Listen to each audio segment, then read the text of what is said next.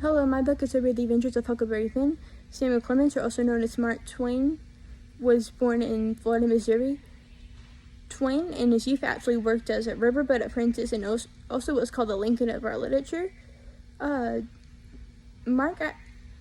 Clemens actually used multiple genres, some of that being humor, adventure, and even satire in his books.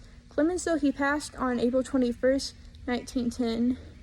The Adventures of Huckleberry Finn takes place in Missouri with Huck, who was living under the care of a widow, and Jim, who was a slave under Mrs. Watson, who was actually the sister of that widow. Around this time, though, Huck's father, who was a drunk, returns and regains custody of his son. While living with his father, Huck is abused and hurt, and eventually this gets to be too much for the poor boy, and he fakes his own death and runs away.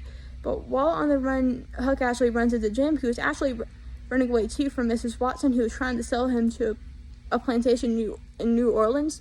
The two agree to travel with each other. After being caught multiple times, Huck and Jim actually build a raft and travel down the Mississippi River. But their journey wasn't easy.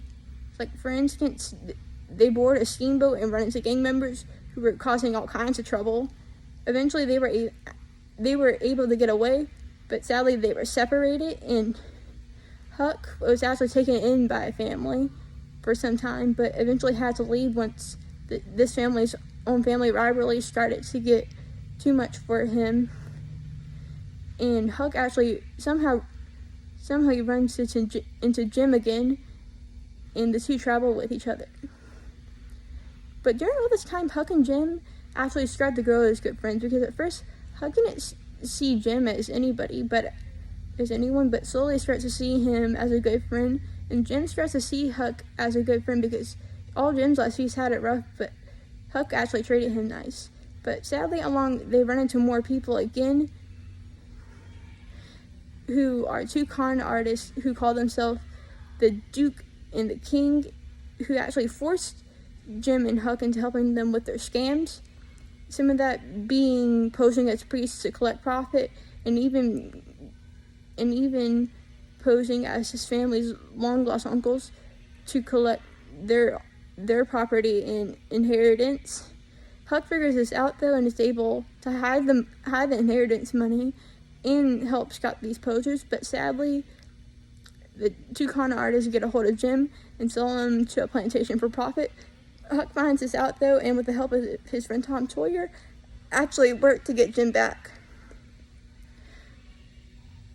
My favorite passage would actually have to be around the time that Huck and Tom Sawyer are actually trying to get Jim back, because Huck is actually recalling his time with Jim and trying to think of anything bad that he's ever done, but Jim couldn't find anything, because Jim has treated him nice and cared for him their whole journey together. And that's all Huck can think of.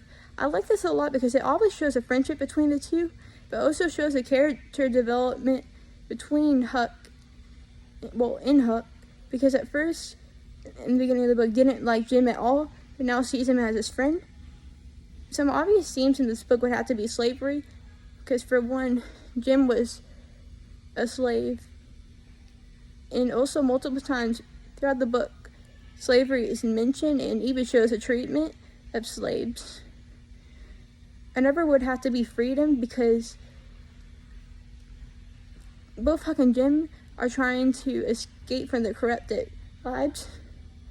This is actually a really good book because, like I said earlier, Twain uses satire and specifically wrote this book to address slavery, because at the time it was a Civil War and slavery was just terrible. But Twain wrote this to show how bad it really was. And actually, the friendship between Huck and Finn can be seen as hope, because it can show that if people come together, this problem could probably actually stop. I would have to say this book would be best suited for 10 and up. And I would say this book should not be banned and can be read in school, because it has a actually great meaning and lesson in it to be taught. Thank you for your time.